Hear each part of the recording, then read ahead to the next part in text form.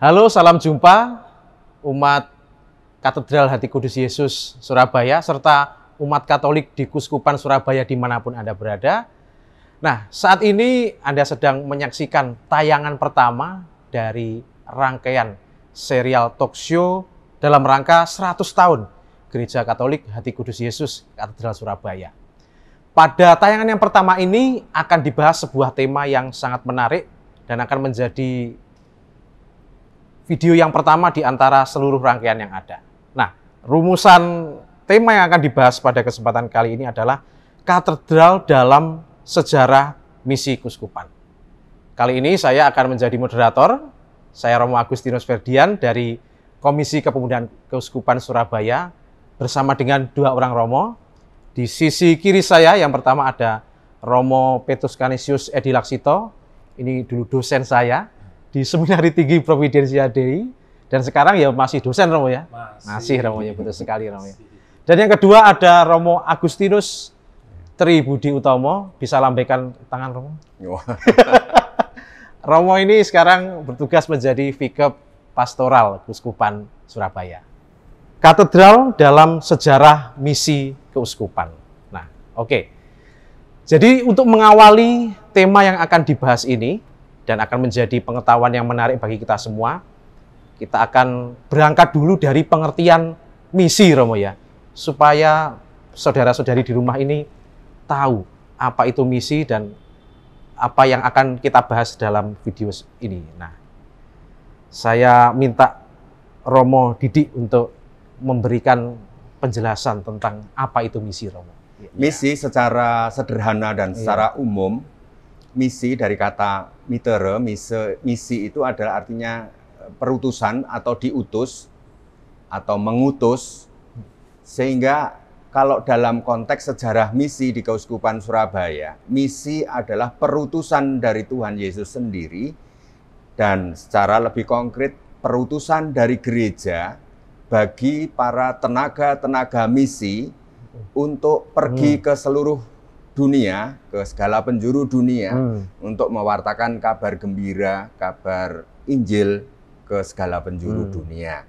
Dalam tahap berikutnya, dalam sejarah, misi yang dimaksud di sini adalah datangnya para romo-romo misionaris yang pergi ke negara daerah-daerah misi untuk mewartakan Injil, untuk membangun gereja lokal di mana mereka semua diutus oleh pimpinannya, oleh gereja. Begitu kira-kira secara singkat. Nah, baik, terima kasih Romo. Tentu kita kan sudah sangat sering Romo yang mendengar kata misi, bahkan di rumusan Ardas Keuskupan Surabaya juga ada kata misioner. Nah, jadi ini secara lebih spesifik nanti juga akan menjelaskan bagaimana terbentuknya Gereja Keuskupan Surabaya yang berangkat memang dari perintah Yesus untuk pergi dan bermisi. Nah, terima kasih Romo, dan selanjutnya Romo Edi Laksito tadi sudah menjelaskan, Romo Didik menjelaskan apa itu misi. Nah, sekarang minta bantuan Romo untuk menjelaskan bagaimana konteks misi di Keuskupan Surabaya ini Romo. Nah, silakan Romo. Misi di Keuskupan Surabaya itu tadi sudah disampaikan oleh Romo Didik, mulai dengan kedatangan romo-romo misionaris. Nah, di sini kita bicara mengenai romo-romo misionaris dari Kongregasi Misi Romo-romo CM. Nah, romo-romo CM ini datang ke Indonesia, rombongan pertama itu 5 orang pada tahun 1923. Nah, mereka menerima, katakan begitu ya, penugasan untuk berkarya di wilayah yang sekarang menjadi Keuskupan Surabaya ini dari Kongregasi Propaganda Fide. Propaganda Fide. Kongregasi Propaganda Fide yang berpusat di Roma. Nah, tentu ya melalui pimpinannya, karena mereka imam-imam dari Kongregasi Misi dari Provinsi Belanda, maka ya dari Kongregasi Propaganda Fide di Roma dalam kerjasama dengan Kongregasi Misi CM maksudnya Provinsi Belanda, lalu dikirimlah romo-romo untuk berkarya di sini. Nah, tetapi juga dengan catatan bahwa wilayah yang menjadi tugas dari Romo-Romo CM ini berada di bawah bawah kepemimpinan, katakan begitu, dari Vikaris Apostolik Batavia. Jadi pada waktu itu memang pusat gereja pada tahun 1923 itu ada di Batavia atau di Jakarta. Ya. Nah, di sana Vikaris Apostolik itu yang menjadi pimpinannya, gitu. Nah, jadi mereka datang ke sini untuk berkarya di wilayah Keuskupan Surabaya. Itu mulainya. Ya. 1923 Romo, ya, kedatangan Romo-Romo CM. Nah, kemudian kalau dari kedatangan itu Romo, kemudian pelaksanaannya sampai kemudian menjadi status keuskupan. Ya. Nah, orang kan taunya hanya Keuskupan Surabaya, tapi tentu ada tahapan-tahapannya untuk sampai pada itu Romo. Nah, secara kronologis. Ya, kedatangan para misionaris Romo-Romo CM itu tidak jauh jaraknya dari kedatangan misionaris dari kongregasi-kongregasi lain itu ke wilayah-wilayah lain. Ya. Jadi di Keuskupan Malang, sekarang jadi Keuskupan Malang, lalu di Purwokerto, di Bandung, di Bogor, juga tentu di luar Jawa ya. Nah, yang menjadi konsep, katakan begitu, konsep misi pada para misionaris ini itu kalau sekarang di dalam studi misi itu diistilahkan untuk menanamkan gereja. Jadi tujuannya dulu. Menanamkan gereja. Tujuannya itu ya memang untuk mewartakan Injil, memperkenalkan iman Kristiani, dan kemudian dengan iman itu orang mengalami keselamatan. Tetapi lebih daripada sekedar penyelamatan individu-individu, gitu ya. Misi ini adalah menghadirkan gereja tujuannya. Maka tadi pertanyaannya bagaimana dari awal kedatangan misionaris sampai kemudian menjadi keuskupan. Karena misi itu tujuannya adalah menghadirkan gereja, dan gereja itu dalam arti gereja lokal, gereja setempat itu adalah keuskupan itu. Nah, keuskupan itu sendiri didirikan bukan hanya Surabaya, tapi di seluruh Indonesia. Hierarki gereja keuskupan-keuskupan itu didirikan pada tanggal 3 Januari tahun 1961 oleh Paus Yohanes ke-23. Nah, jadi memang itu menandai tercapainya tujuan misi, tujuan dari kedatangan para misionaris. Jadi gambarannya itu begini, ketika tadinya itu hanya ada sejumlah misionaris asing, ya di sini Romo-Romo CM, lalu kemudian ada bruder-bruder, ada suster, nah yang adalah orang asing, kemudian bagaimana menjadi suatu komunitas lokal dengan orang-orang setempat, orang-orang Indonesia, entah dia orang Jawa, orang Chinese, tapi orang-orang setempat. Memang pada tahun 61 itu uskupnya itu masih orang Belanda, Monsignor Kluster. Ya. Tetapi wakilnya itu adalah Monsignor Dibio Karyono. Hasil dari misi pertama, hasil pertama dari misi beliau itu. Artinya orang Lingi, kemudian masuk seminari, menjadi imam, lalu kemudian akhirnya ya bertugas di keuskupan. Nanti yang menggantikan Monsignor Kluster itu adalah Monsignor Dibio itu, tahun 82. Dan bersama dengan Monsignor Dibio ini ada sejumlah imam-imam, bukan lagi orang-orang asing, tapi orang-orang Indonesia. Gereja Indonesia, gereja yang bersifat Indonesia. Nah, dengan umat setempat, bahkan ketika kemudian umat Katolik yang semula adalah mayoritas Belanda, mereka karena situasi politik kemudian meninggalkan Indonesia, kembali ke negaranya, ke Australia, ke daerah-daerah di luar Indonesia, tetapi di sini akhirnya sudah ada gitu ya orang-orang setempat, baik itu orang Jawa, orang Chinese, orang Flores yang menjadi warga gereja Keuskupan Surabaya. Jadi misi itu tampak terwujud dari hadirnya sekarang gereja lokal, gereja setempat yang orang-orang Indonesia sendiri yang menjadi warganya, sampai dengan juga ya para pemimpinnya, para romo dan uskup. Kalau terminologi yang beberapa kali disampaikan Bapak Uskup itu kan adalah plantatio ecclesiae, Romo ya. Ya. Nah, itu. Ya. Artinya memang misi dengan tujuan Ya. untuk menanamkan gereja. Ya, Nah, itu yang plantatio ecclesiae itu artinya menanamkan gereja. Jadi gereja yang hadir di wilayah di mana tadinya tidak ada, kemudian hadirlah gereja untuk membagikan keselamatan kepada ya masyarakat di sekitar. Oh ya, ya. Jadi satu terminologi yang bisa Anda sekalian ini catat ya, plantatio ecclesiae, penanaman gereja. Nah ini, jadi dalam konteks misi yang tujuannya adalah penanaman gereja. Nah, ya, gitu. dan kemudian terwujud melalui hadirnya gereja Keuskupan Surabaya. Nah, baik. Nah, begini Romo, saya ada pertanyaan begini. Kan kalau gereja katedral ini dibangun sebelum kedatangan misionaris kongregasi misi yang tadi disebutkan oleh Romo Edi Laksito tahun 1923. Nah, ini kemudian bagaimana Romo? Ya. Nah, mungkin Romo Didik nanti bisa memberi jawaban. Ini ada tahun yang menarik ini ya. Nah, jadi tahun yang menarik nih. Sekarang ini kan 2021. Nah, 21 Romo ya. Gereja ini dibangun, diresmikan tahun 1921. Dan gereja pertama sebelum, yaitu gereja yang ada di wilayah Surabaya Utara dulu dibangun tahun 1821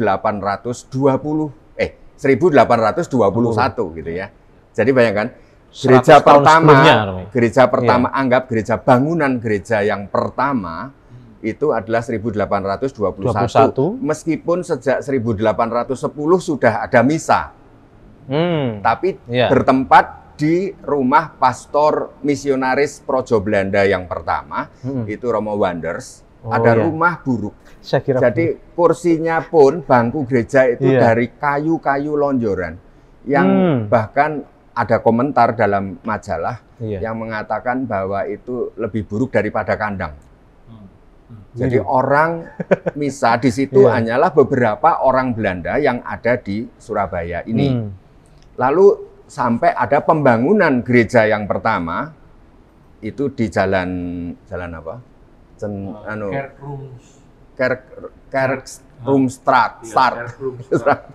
Itu di daerah mana Romo? Daerah sekitar Jalan Cendrawasih. Sekarang ini. Jadi daerah Polrestabes. Nah, itu di situ dibangun tahun 1821. Ya. Lalu sekian lama sudah dibangun pada waktu peringatan gereja di yang pertama itu 75 tahun gereja yang pertama. 75. Lalu sebenarnya kan sudah mulai 1810 sebenarnya. Jadi peringatan sudah sekitar 100 tahun. Yaitu gereja Kepanjen itu mulai disiapkan, dibangun. Jadi gereja Kepanjen itu diresmikan tahun 1900. Jadi 1900 persis itu peresmiannya gereja kelahiran Santa Perawan Maria Kepanjen. Nah, lalu itu tahun 1000 sebelumnya, jadi gereja Kepanjen itu sudah masa misionarisnya Romo Yesuit Belanda yang menggantikan Romo Projo Belanda di Surabaya. Jadi sejak 1859 itu ada Romo Yesuit. Jadi seluruh Hindia Belanda ini misinya Yesuit. Tapi sebelumnya Projo Belanda. Ya. Lalu misi Yesuit ini sampai tahun 1923. Kemudian masuklah Romo CM itu tadi Romo ada dari propaganda kongregasi propaganda Fide yang menghadirkan kongregasi misi Karmelit di daerah yang nantinya disebut Keuskupan Malang itu. Gitu. Pada tahun 1900 sebenarnya sudah sejak 1911 itu sudah direncanakan untuk pengembangan gereja induk Kepanjen. Gereja Kepanjen ini sudah nggak mencukupi pada waktu itu. Maka dan dilihat karena kota Surabaya ini berkembang ke arah selatan. Jadi perumahan-perumahan baru dan ada toko-toko baru itu dibangun di luar kota di bagian selatan. Nah, dulu pusatnya di utara Romo ya. Dulu di utara, Nah, daerah ya, Kepanjen kemudian kan. berkembang ke selatan gitu Romo. Ya. Daerah Iya. ini loh, apa Iku Romo. TP ke sini sedikit, ini jalan Pandegiling itu sudah Oh, iya. batas luar kota. Wow, itu Romo. Sudah pinggiran Iya, dulu ya sudah Romo. luar kota. Sekarang tengah kota. Ya. Nah, ini dibangun pengembangan umat ke selatan untuk gereja yang kedua. Gereja yang Maka kedua. disebut gereja ketiga ya malah ini ya. gereja ketiga. Ini gereja ketiga. Hitungannya ketiga, Romo, ya? Yang kecil tadi, di Jalan Cendrawasih. Cendrawasih, Oh iya. Gereja kedua, Kedua. gereja Kepanjen. Kepanjen, Ini gereja ketiga. Ketiga Romo, Ya. dari ketiga. Jadi gereja ketiga di sini. Rapat lama sekali. Ini makanya notulensi rapat sejak tahun 1911, lalu tahun 1915 memulai untuk penentuan membeli tanah. Tapi terus pindah nggak jadi sampai 6 kali. Oh. Sampailah milih tanah di sini. Oh iya, iya. Di jalan dulu namanya Anita Boulevard. Jalan Anita depan. Sekarang Boulevard. polisi istimewa ini. Ya, di Ya. Anita Boulevard lalu dibeli, dibangun. Oh, Nah, gitu. itu peletakan batu pertama pada masa Romo Yesuit, yaitu Romo Vlierakers.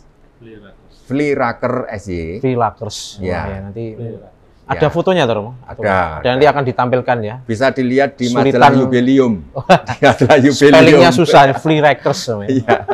Vlierakers Oke, Romo. SY. Nah, maka dia misionaris terakhir di Iya. Surabaya, Yesuit. Hmm. Jadi dia yang menerima para 5 misionaris pertama Belanda itu di CM datang, menjemput di stasiun Wonokromo, Ah. dan lalu diantar ke Kepanjen. Itu Oke. Romo Vlierakers ini. Nah, Nah, oh, lalu Vlierakers. menerima 5 imam baru dari Belanda, Romo Kongregasi Misi, dan sampai beberapa bulan baru pamitan kembali ke Jakarta. Iya. Maka gereja ini dibangun sebenarnya pada masa sebelum Kongregasi Sebelum, Misi Romo, ya. datang. Jadi tahun 1921. Romo ya. Ya, Oh, iya. diberkati oleh Monsinyur Louis Peng, itu adalah Vikariat Dari- Apostolik Dari Apostolik. Batavia. Ah, oke. Romo. Jadi pemberkatan di sini. Oke. Ya, Jadi ini gereja ketiga Romo ya. Gereja Kalau hitungannya, ketiga, Romo. ya. Oke Romo. Nah, berkaitan dengan status katedral Romo. Ya. Ada banyak yang mengira kalau katedral itu selalu gereja tertua di suatu wilayah, dan tadi disampaikan kalau ternyata ini gereja ketiga. Gereja Nah itu Romo, bagaimana dengan status katedral itu sejarahnya sampai kemudian Ya. Gereja Hati Kudus Yesus ini? Kalau secara resmi, ya, resmi artinya secara gereja ini dinyatakan sebagai sebagai katedral. Katedral. itu lama kemudian, Ya. yaitu tahun 1961. Jadi lebih kalau dari dihitung 30 tahun. berdirinya Ah, tahun iya. 21. 1921. Maka sampai 40 tahun 60 kemudian Baru secara resmi dinyatakan dinyatakan sebagai katedral. Ya, Nah, yang menyatakan 40 tahun. gereja ini sebagai katedral itu adalah Paus Yohanes Hmm. ke-23. Karena pada masa itu tahun 1961 itu tanggal 3 Januari Paus Yohanes ke-23 menyatakan berdirinya hierarki gereja di Indonesia. Nah, setiap wilayah gereja ini ditentukan Ya. siapa uskupnya atau siapa uskup agungnya dan siapa di mana katedralnya dari uskup itu.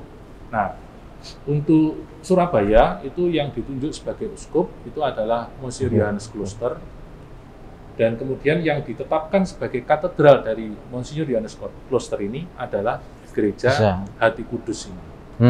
Jadi pada tahun 61 itulah gereja ini secara resmi dinyatakan sebagai katedral.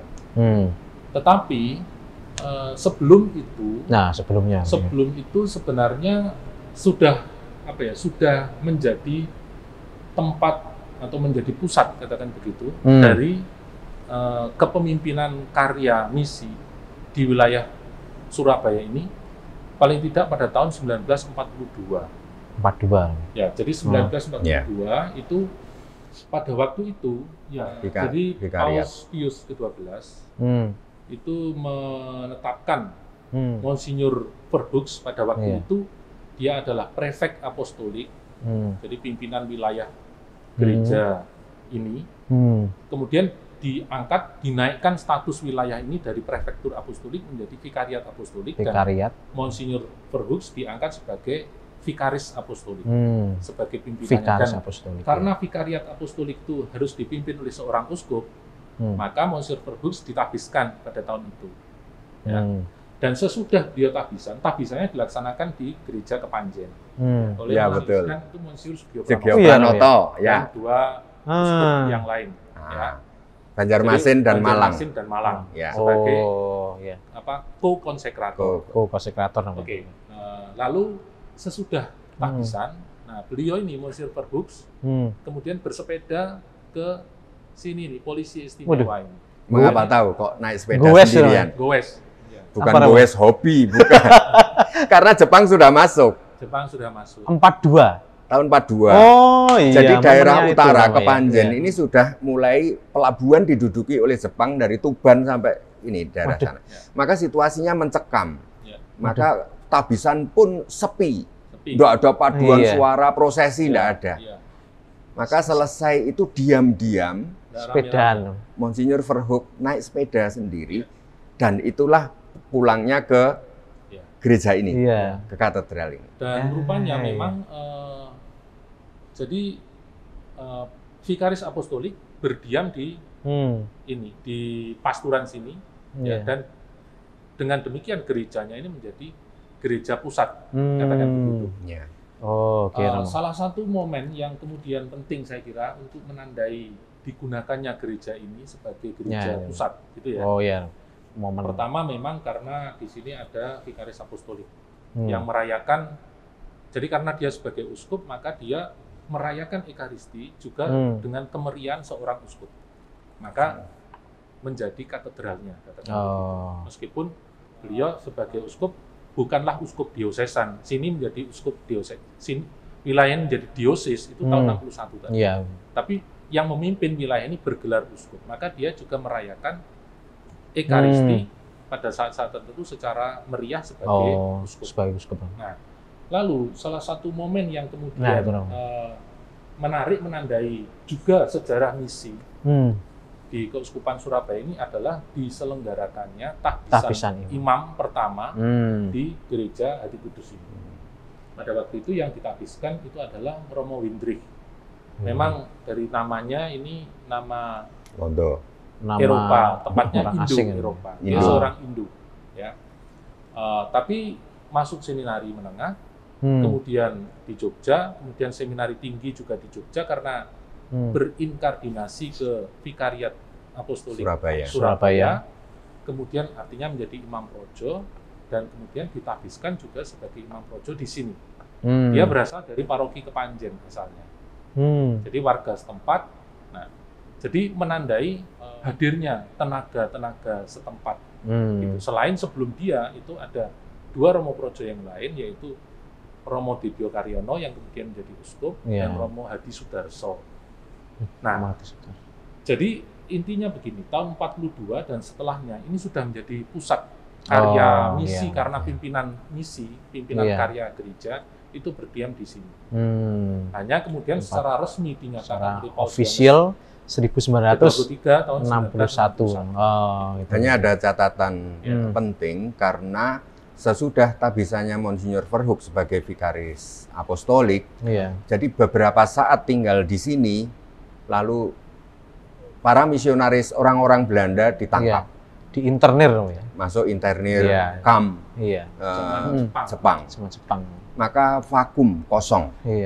Nah, pada waktu itulah bisa dikatakan sebagai misi domestik.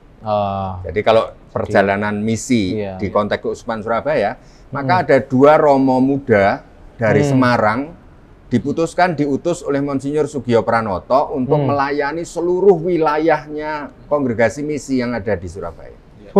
Satu projo di kota Surabaya, di Kepanjen, sini terus pindah-pindah, satu di Madiun. Jadi begitu. Jadi dilayani dua romo projo dari Semarang sampai tahun 1945.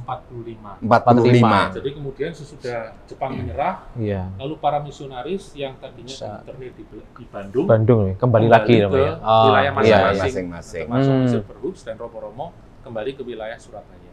Mm-mm. Dan ya, dari sini memimpin kembali gerejanya, begitu kira-kira. Oke, Romo. Ya. Ya. Nah, baik Romo. Setelah tadi menjelaskan sampai proses kemudian status Gereja Hati Kudus Yesus ini menjadi sebuah katedral. Ya. Nah, kemudian apa ada lagi Romo? Nilai sentral atau istilahnya signifikansinya. Iya. Selain ini menjadi rumah tinggal Bapak Uskup dan pusat karya misi, lalu apa lagi kira-kira Romo yang menjadi nilai sentral katedral itu? Melihat dari sudut masyarakat ya. Dari sudut Nah, masyarakat. masyarakat ya. Katedral ini kan ya, ini gereja ya. Orang tahu bahwa ini gereja dan gereja besar. Yeah. Selain misalnya gereja Kepanjen yang sebelumnya sudah ada di situ, lalu gereja-gereja lain di Surabaya ini, paroki-paroki. Tetapi juga karena seperti halnya Kepanjen, pada masa itu memang setelah didirikannya gereja ini tahun 1921, juga didirikan sekolah-sekolah Saint Louis itu oleh Bruder-Bruder Aloysius. Dan kemudian untuk Santa Maria. murid laki-laki, Ya, dan terus kemudian untuk murid Santa perempuan, Maria itu untuk murid perempuan untuk loh ini. suster-suster Ursulin. Ursulin. Nah, jadi orang secara tampilan saja sudah Iya. melihat bahwa ini suatu sentral Iya. Katolik. gitu Secara ya. lokasi ini Iya, menjadi dari segi lokasinya. Iya. Dan kemudian dalam perkembangan itu juga berdirilah, katakan begitu, seminari menengah. Memang dimulainya dari Kepanjen. Tahun 48 itu Iya. seminari menengah yang sekarang ada di Garum. Itu Iya. mulai di Dulunya Kepanjen di Kepanjen. tahun 1948. Tetapi setahun kemudian itu berpindah tempat ke lokasi yang diharapkan lebih permanen, yaitu di Dinoyo. Dinoyo nomor 42 yang sekarang Jadi Widya Terus Mandala. Widya Mandala itu Romo ya. Iya. seminari menengah. Nah, menjadi sentral karena seminari ini menjadi apa ya istilahnya ya? Kan jantung keuskupan Romo, Jantung seminari keuskupan. Romo. Betul. Iya. Ya, jadi dari situ nanti diharapkan muncullah imam-imam, pemimpin-pemimpin umat Iya. yang berasal dari Indonesia sendiri. Jadi kalau kita misalnya sekarang misalnya Romo Abi ya, yang kita kenal Romo Abi, Romo CM, Iya. dia lulusan dari seminari atau menempuh pendidikan di seminari Dinoyo. Dinoyo. Romo Tondo yang lebih senior, Romo Haryanto dan seterusnya itu dari seminari ini di Jalan Dinoyo 42 ini. Iya. Jadi sangat penting. Dan kemudian ketika seminari ini pindah ke tempat yang akhirnya permanen sampai sekarang, tahun 1957 di Garum. Di Blitar, tidak lama kemudian ya tempat itu digunakan untuk kegiatan orang-orang muda, kepemudaan. Termasuk juga sekarang kan menjadi Universitas Widya Mandala. Iya. Widya Mandala tadinya mulai dengan kelas-kelas yang ada di sekolah Bruder di Saint Louis, ya. Sekolah Bruder di Saint Louis. Tapi kemudian katakanlah sesudah dipersiapkan maka menggunakan Dinoyo 42. Ya, 42. Dan juga nilai penting ya, ini saya moderator PMKRI, Wah, iya, mantap ya. PMKRI Perhimpunan Mahasiswa Katolik Republik Indonesia. Iya. Itu yang menampung mahasiswa-mahasiswa Katolik yang menempuh pendidikan tahun 1948 itu berdiri di mana ya di lingkaran kompleks ini di Saint Louis, di Saint Louis, di Bruderan, di sekolah Bruderan. Jadi di Saint Louis itu ya sekarang menjadi sekolah Saint Louis seperti ini. Tapi dari situ, di situ sebelumnya PMKRI berdiri. Widya Mandala memulai kelasnya. Gitu. Jadi bisa bayangkan dinamika paroki katedral pada waktu itu. Paling tidak para misionaris awal itu mempunyai sebuah mimpi di gereja ketiga ini di luar kota Surabaya ini menjadi pusat perkembangan baru. Iya. Sehingga Kepanjen menjadi pusat induk misi dari CM. Sini menjadi pusat penggembalaan pastoral Keuskupan Surabaya. Makanya pada waktu itu sudah mimpi karya kehadiran gereja ini dikembangkan justru di sini. Misalnya satu, Bruder-Bruder juga diminta mendirikan sekolah di samping katedral ini. Di sana ini Saint Louis itu. Jadi itu dulu Bruder CSA membuat sekolah Saint Louis. 2 tahun berikutnya membuat biara CSA di sebelahnya ini yang sekarang jadi Soferdi. Lalu hampir bersamaan dengan gereja ini, Suster Ursulin membeli tanah dan membangun sekolah di Darmo ini. Lalu juga Romo Vlieräcker itu sudah menyiapkan yayasan untuk karya kesehatan, yaitu embryone RKZ. Jadi Romo Vlieräcker SJ itu membuat yayasan St. Vincentius untuk suatu karya kesehatan. Tapi ketika sampai Yesuit berakhir, ini belum bisa diwujudkan. Gitu. Baru embrio di undaan, lalu CM Monsignor Verhoek mengundang Suster SSPS untuk melanjutkan mimpinya Romo Vlieräcker itu. Jadilah RKZ ini. itu. Nah, betapa di sekeliling gereja katedral Iya. ini karya pendidikan, asrama, PMKRI, seminari, mahasiswa, lalu juga karya kesehatan. Itu di seputar ini. Jadi pusat penggembalaan. Jadi pengembangan. Dan juga tentu bagi umat Katolik di Surabaya ini, di kota Surabaya ini, ya memang menjadi salah satu jujukan ya, berdoa untuk merayakan Ekaristi. Ya. Juga sekolah-sekolah ini ya pada masa itu sampai sekarang saya kira hanya mungkin lebih berkurang ya. Sekolah-sekolah Saint Louis kemudian Santa Maria itu terhubung sekali dengan gereja ini dalam penggunaan gedung gereja misalnya. Ya, jadi mereka merayakan Ekaristi juga di gereja ini dan seterusnya. Bahkan juga untuk Angkatan Laut. Jadi karya pastoral militer untuk Angkatan Laut dan sebagainya juga misalnya di gereja ini. Nah, ini koneksi dalam sejarahnya ini bagaimana, Romo? Katedral ini dalam rangka tumbuhnya paroki-paroki di sekitar Surabaya. Jadi ada gitu, dua pengertian pusat induk. Satu pusat induk penggembalaan untuk wilayah Keuskupan Surabaya sejak tahun 61. Itu karena uskup ada di sini ya. Tapi gereja katedral ini pun karena dulu wilayahnya sangat luas. Dan akhirnya dalam perjalanan menjadi ibu dari beberapa paroki gitu. Nah, iya. Sangat luas itu gini, maksudnya ya Surabaya ini ke selatan itu praktis ya gereja inilah yang terdepan di garis depan dari selatan. Ya. Sementara sudah berdiri itu di utara, di Kepanjen ya. Kemudian agak maju ke timur itu Kristus Raja. Ya. Lalu agak maju ke barat itu Widodaren. Nah, sini yang paling selatan. Nah, dari sinilah lalu kemudian berkembang gereja-gereja yang lain. Gitu. Iya. Jadi kalau dari sisi ibu yang melahirkan paroki-paroki baru, saya punya catatan ini. Misalnya gini, di tahun 64 itu wilayah Wonokromo berdiri paroki baru. Yohanes Pemandi di tahun 64. Lalu tahun dari Wonokromo lalu lahir paroki Gembala yang Baik. Jadi ini cucunya. Cucunya dari katedral itu Gembala yang Baik. Dari Gembala yang Baik cicitnya itu ada 2. Sakramen Maha Kudus itu 2001 dan Tropodo Salib Suci itu tahun 88.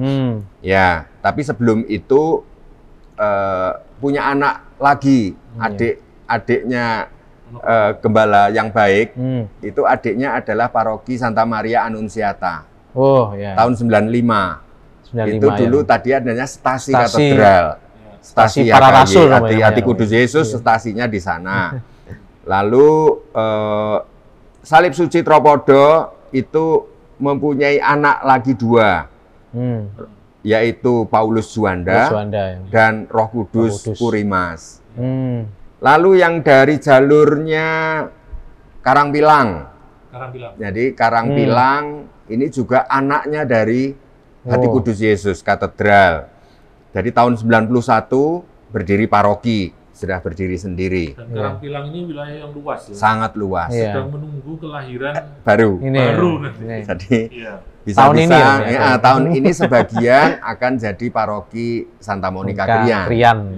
Nanti saya kira sebentar lagi juga berapa tahun lagi itu akan daerah Menganti dan sekitarnya Menganti itu akan lahir ke paroki baru. Lalu dari wilayah barat dari paroki Hati Kudus itu melahirkan Aloysius Gonzaga. Wah, ya, lalu Redemptor Mundi. Redemptor. Jadi Aloysius Gonzaga tahun 86, lalu Redemptor Mundi tahun 96,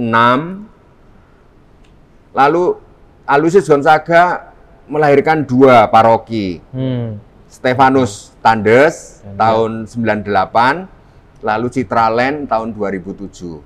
Jadi bayangkan sudah beranak, bercucu, cicit. Wah, cicit lagi gitu. Pokoknya cicit apa namanya? Jadi dari sisi ibu yang sempit Yang, dari artinya ibu. Tapi ibu yang sebenarnya gereja katedral ini juga ibunya gereja-gereja paroki sekeuskupan Surabaya, karena di sini kedudukannya katedral uskup di sini. Ya. Tadi ada yang belum disebut. Mana? Wah, betul. Ngagel. Oh iya, Ngagel tahun 69. Jadi ini anak kedua. Nah, Ngagel itu anak kedua dari paroki ini. Ya betul. Dan Ngagel akan melahirkan paroki baru, Yosafat. Oh iya. Sebentar lagi. Ya. Oke. Jadi begitu. Ya dinamis. Jadi dinamis namanya. Wah. Ya memang tadinya wilayahnya luas, umatnya banyak. Iya. Sekarang wilayahnya mengecil karena melahirkan itu. Ya umatnya. Kalau secara statistik saya tidak tahu berapa, tapi pasti berkurang dari sebelumnya. Iya. Ya. Secara teritori lebih sedikit. Kelihatannya tetap rame nih gereja ini. Memang kemudian ini ada pandemi. Tetapi sebagai pusat, sebagai apa ya, ibu. Saya kira gereja ini tetap ada di hati umat, ya. Terus sekali, dan gini, memang tidak semua imam keuskupan kita itu ditabiskan di gereja katedral, tetapi yang tahun ini juga tidak tampaknya Romo yang ditabiskan di gereja katedral. Jadi sungguh menyatakan bahwa ini memang induk yang melahirkan gereja-gereja, melahirkan iman karena umat dibaptis di sini, pasti banyak sekali, juga melahirkan imam-imam melalui tabisan. Jadi sangat besar nilai dari gereja ini. Terus sekali, katedral bagi gereja ini, keuskupan Surabaya. Baik, ya, memang sebagai induk. Jadi kita dalam sejarah gereja di keuskupan Surabaya ya.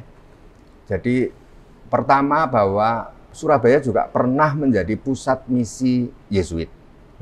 Bayangkan wilayahnya itu adalah meliputi Jawa, Hindia Belanda, dulu seluruh Hindia Belanda.